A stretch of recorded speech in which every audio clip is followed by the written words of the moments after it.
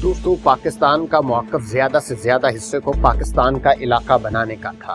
ज़्यादा से ज़्यादा में गैर मुनक़सिम पंजाब, जिसमें अमृतसर भी था, जिसमें कलकत्ता भी था, शुमाल मगरबी सरहदी सूबा बलूचिस्तान और सिंध था। कुछ ने तो इससे ज़्यादा की ख्वाहिश भी की थी, जिसमें आसाम के अलावा पाकिस्तान के दो हिस्सों को आपस में मिलाने की राहदारी भी थी, जिसमें मुगल सल्तनत का दारुल हुकूमत दिल्ली, साबिक नवाबी रियासत ओध, मुस्लिम अक्सरियत की नवाबी रियासत रामपुर और शेर शाह सूरी का दारुल हुकूमत पटना भी था। दूसरी तरफ कांग्रेस की ख्वाहिश मुस्लिम लीग से बरअक्स थी। अव्वलीन तरजीह गैर मुनक़सिम इंडिया रही, लेकिन 1947 की इब्तिदा तक कांग्रेस ने इस बात को कबूल कर लिया कि तकसीम नागज़ीर है। अब ज़्यादा से ज़्यादा इलाका इंडिया के पास रखने की कोशिश थी। उसमें पंजाब और बंगाल की तकसीम के अलावा जम्मू कश्मीर, त्रावणकोर और हैदराबाद की रियासतें हासिल करना था।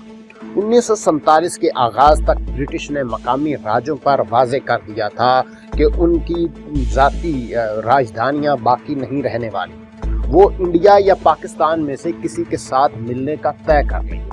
पाकिस्तान के लिए उन रियासतों में बड़ी तरजीहात भावलपुर, जम्मू कश्मीर और किल्लात थे। इसके अलावा पाकिस्तान से दूर रियासतों में से जूनागढ़, हैदराबाद और भोपाल को मिलाने की कोशिश की गई। इसके अलावा कुछ और रियासतों से भी राब्ता किया गया। कौन बड़ी कीमत लगाने को तैयार है? बहुत सी रियासतों के हुक्मरानों के लिए ये अहम हयार था। उसमें एक मिसाल जोधपुर की थी। ये हिंदुस्तान के वस्त में वाक़े भारी हिंदू अक्सरियत की रियासत थी, जिसके नवाब हिंदू थे, लेकिन इल्हाक के बारे में नवाब दोनों तरफ से अच्छी ऑफर लेने के लिए बात करते रहे। बिलाखिर शदीद दबाव और फराख दिलाना कीमत लगाए जाने के बाद इंडिया से इल्हाक का ऐलान आज़ादी से सिर्फ एक हफ्ता पहले किया। शतरंज की बसात पर पड़े इन मोहरों में कश्मीर की रियासत अहम थी। अगरचे मामला पूरी रियासत का था, लेकिन उसमें से अहमियत मशहूर वादी कश्मीर की रही है, जहाँ के रिहायशियों में 93% मुसलमान थे। दूसरी तरफ उस रियासत के मशरकी इलाकों की आबादी ज़्यादातर प्रो इंडिया थी।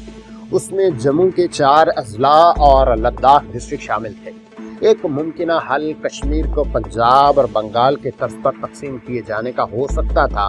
पंजाब और बंगाल में भी ऐसी ही सूरत हाल थी, लेकिन किसी की तरफ से भी 1947 में ऐसी कोई तजवीज़ नहीं आई।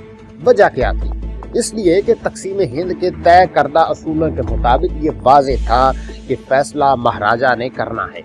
पाकिस्तान की तरफ से महाराजा से राबते नहीं किए गए थे और हरी सिंह इस बारे में हिचकिचा रहे थे। महाराजों को अपने साथ मिलाने के तरीके धमकी, लालच, बहलाना, फुसलाना, धूम इस्तेमाल किए जाते थे। इंडिया इस बारे में पहल कम से कम 1 साल कबल कर चुका था।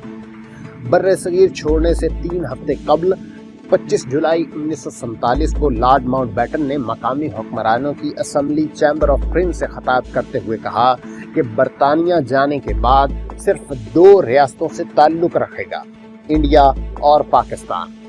नवाब अपना जोग्राफिया देखकर और अपने लोगों की ख्वाहिशात के मुताबिक खुद फैसला कर लें। जिस वक्त क़याम पाकिस्तान हुआ तो हकीकत ये है कि बहुत से इंडियन ऐसे थे जिनका ख्याल था कि ये आज़ाद रियासत ज़्यादा अरसा कायम नहीं रहेगी और जल्द वापस इंडिया में जज़ब होकर रह जाएगी। ऐसी किसी तवक्को के खिलाफ पाकिस्तान बहुत जल्द एक ताकतवर रियासत बनकर उभरा। उसके अपने 2 हिस्सों का बाद में अलग हो जाना तो शायद नागुज़ीर था, लेकिन इस मामले को छोड़कर पाकिस्तान बड़े नामसाइद हालात और मुश्किलात का बेहतरीन तरीके से सामना करता रहा है। आज 7 दिहाइयां गुजर जाने के बाद शायद ही कोई हो जिसे इसमें शक हो कि ये मुल्क बहुत तवील अरसा बाकी नहीं रहेगा। आज़ादी के बाद भारत में भी बहुत जल्द इस हकीकत को कबूल कर लिया गया था। माँ सिवाय चंद एक इंतहा पसंद राइट विंग हिंदुओं के अखंड भारत संजीदा तस्वुर कभी नहीं रहा। अब रियासतों ने अपने मुस्तकबिल का फैसला लेना था। हैदराबाद और कश्मीर के हुक्मरानों की अपनी शख्सी रियासतें बरकरार रखने की सबसे ज़्यादा ख्वाहिश थी। त्रावणकोर के हुक्मरान ने जल्द हकीकत का इदराक कर लिया था और उन्होंने मुआहदा भी किया। जूनागढ़ और उसकी झैली रियासत मनावदार हैदराबाद, जम्मू कश्मीर का मामला यौम आज़ादी तक तय नहीं हुआ था। इंडिया और पाकिस्तान दोनों की तरफ से रियासतों का हासिल करना सियासी दाव पेच वाला काम था, जिसमें किसी बारब्त मौक़िफ़ या इखलाकी बरतरी का दावा कोई नहीं कर सकता। किसी भी सियासी मामले की तरह उसमें दोहरे मायार की भरमार थी। जूनागढ़ में मुसलमान नवाब ने हिंदू अक्सरियत की रियासत का इल्हाक पाकिस्तान के साथ कर दिया। पाकिस्तान ने फौरन कबूल कर लिया। यही सूरत-ए-हाल जम्मू कश्मीर में इससे बरअक्स थी। यहाँ पाकिस्तान का एतराज़ मकामी आबादी से राय लिए बगैर किया जाने वाला फैसला था।